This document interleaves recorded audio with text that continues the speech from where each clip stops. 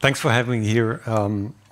It's a pleasure being here, and indeed, when Jane and I spoke last week, I said, there's going to be a lot of questions about sustainability hacking, what it means. I will show in a minute what I think is important is the need for much bigger investments in innovation, in sustainability in general, but specifically in the areas of materials, waste management, and so forth.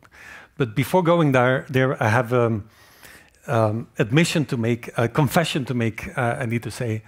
I've been living a double life, right? On the one hand, you might see next to my name, which is a typical Belgian name, you might see US. So I live in Atlanta, I live close to the Smoky Mountains in the Carolinas, very beautiful. Before I moved back to Atlanta, I was living next to another Smoky Mountains in Manila, in the Philippines. So just at the half-an-hour drive of where I lived, Smoky Mountains in the Philippines is a massive dump site where literally families lived on the dump site. Professionally, I was at the top end of digital technologies, commercial engineer, but I was really working on digital technologies, general management, and marketing. And then during the weekends, as we were traveling, we were actually taking pictures of these scenes, right? Of people directly being affected by environmental issues. And that's not just true for the Philippines, but also Thailand and Morocco and other places where we lived. So I started to become a little bit schizophrenic in a way that I didn't know whether I should choose a career or a calling. And I chose for the calling, and hopefully will choose for a career again in the future if things go out, work for me. Now, this is actually a schizophrenic situation that a lot of businesses, and including large businesses, are struggling with. The relationship between profit and purpose, right? At my former company, we talked about the golden triangle. And the principle of the golden triangle, I'm talking now 10, 15 years ago, was if large companies work with large NGOs and governmental organizations, we can basically change anything. Well, the last couple of decades have shown that this doesn't necessarily work. And the reason why that doesn't work is the premise of this was very much a donation-based philanthropy model, where you have two buckets. On the one hand, you make a lot of profit from your base business, and then you take a little percentage of that base business and give it into philanthropy. But don't necessarily invest in your value chain and supply chain in a fundamental way. And we've seen too much of this, of PR-driven pictures, of writing big checks and what have you not. And my former company, and as many companies, almost all companies have been in that boat, let's say. For those who haven't seen the documentary Poverty Inc., it's a really refreshing documentary to show that how this top-down system doesn't necessarily work and actually reinforces the very issue of this system. So the good thing, and I do believe we have a unique opportunity right now where we're not just talking about the issue when talking about the SDGs, but also the economic opportunity. To some accounts, actually, we're talking about the $12 trillion economy by 2030 of the pursuit of SDGs, and a massive employment linked to this, to 380 million jobs, potentially.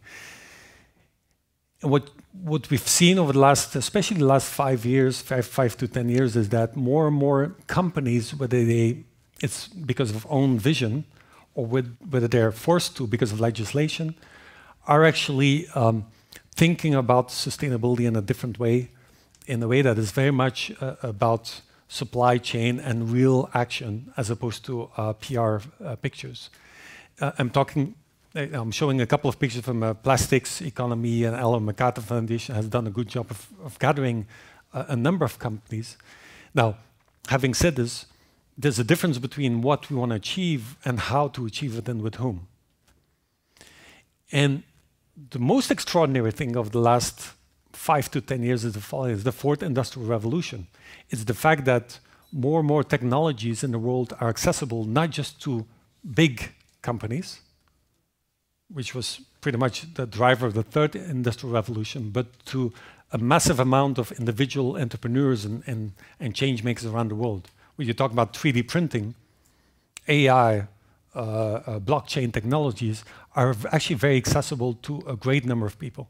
So you have this groundswell of innovators around the world, academics around the world, and change makers around the world making a difference. Now, there are a couple of problems. One of them is investment. And the reason why these two, the top-down and the bottom-up, don't yet connect is partially because of investment. And we've been running some numbers on Crunchbase, and Crunchbase looks at investment on startups. Why do we use startups? Because startups is actually the best indication of, on the one hand, an innovator that is, basically saying, I want to spend my time day and night working on this issue and trying to solve an issue. And on the other hand, a financial market that thinks that this is an interesting worldwide idea to invest in. When you look at the numbers between 95 and 2019, apart from healthcare, there's actually very few investments in SDGs. Right? So healthcare but in healthcare you have pretty much everything in healthcare. It doesn't necessarily mean it's a sustainable healthcare. But look, for example, at renewable energy, which is still at a lower level than oil and gas innovation, believe it or not. Education, clean tech, recycling, advanced materials, and water. So if you want to solve plastic pollution issue, what you really need is innovation, for example, in recycling for sure, clean tech and advanced materials. Just to give you an idea, Theranos, up there, the famous, infamous Theranos, at a certain point in time got more than $500 million of investment, was worth, at a certain point in time, $9 billion market value, is much more than any investment in all these categories. Just one company. So it shows to what extent these systems have been underinvested in. And yes, there's a very recent bump in 2019 only and 2018 in the waste management, but we're talking about a very low base anyway. The other issue is, from personal experience and also talking to more than 200 key stakeholders, is large companies and large organizations tend to go to their regular suppliers and don't have visibility on all the new technologies out there. And the innovators don't necessarily know on what door to knock if you want to reach out to the right person at Coca-Cola, Pepsi, or Nestle, or Danone. Right? We all know that issue. And so we ourselves thought, and my business partner now, well, isn't it amazing in today's world that it just takes a couple of minutes to book your next Airbnb, which is a platform that basically takes care of information asymmetry between those looking for a solution and those offering a solution. Why don't we do the same for sustainability innovations? Right? So almost like an Airbnb for sustainability innovations. And we decided to start with innovations related to plastic pollution. We've been doing this work now for 2 years. We launched only in March of this year.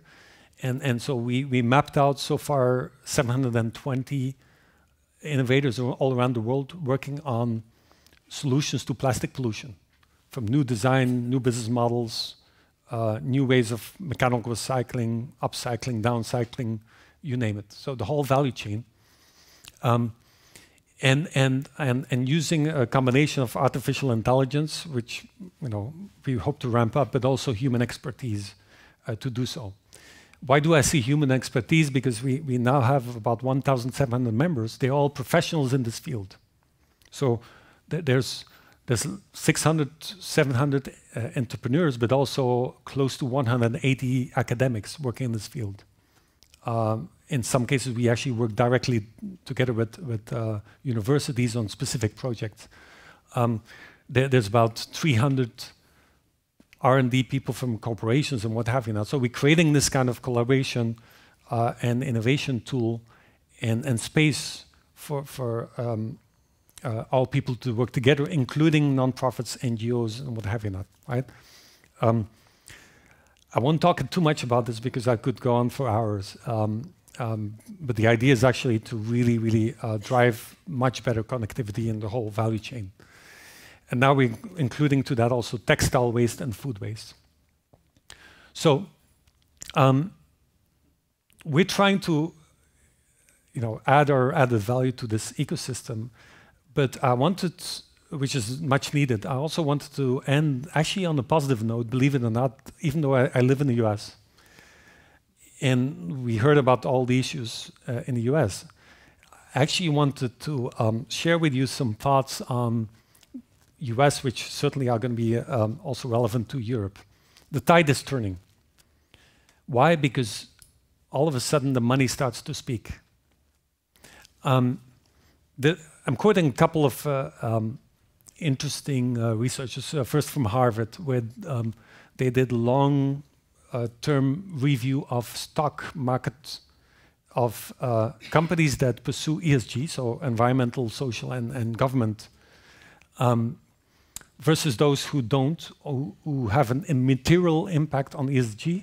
For example, material impact would be a food and beverage company that looks at, that commits to natural and sustainable sourcing, right? That would be a material ESG. They outperform the others by 6% annually, on average.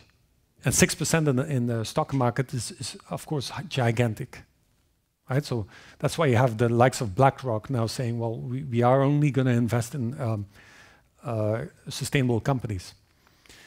On the other hand, and we heard about it, Professor Michaels this morning, a German assistant professor did an analysis on ESG risk, and he found that there's an alpha of minus 3.5 per year on ESG risk. So any company that is headlined because of ESG issues, like we saw a couple of examples this morning, but also environmental issues, would have a minus 3.5% effect on the stock value in the long term.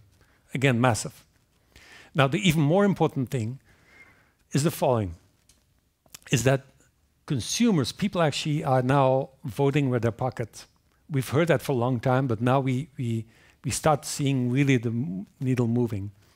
And I'm quoting a research from Stern Center for Sustainable Business in New York City, where they looked at more than 71,000 products in between 2013 and 18. And they took the ones that have third-party certified sustainability quotes.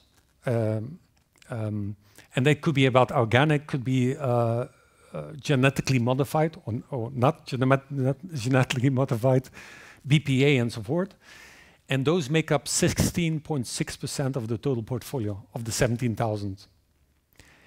Now those, over all these years between 2013 and 18, have contributed more than 50% of the growth of the total market. So it's the first time, at least in the US, that we've seen such a massive impact of third-party certified sustainability quotes. So again, and we're talking about the US, so the study hasn't been done in Europe, but I'm expecting these numbers even to be more dramatic in Europe, right? So with this, we're far from there yet, but hopefully we don't see ourselves in a schizophrenic situation of having to choose between profit and purpose, that over time we can combine both, including the calling and the career. Thank you very much. Thank you.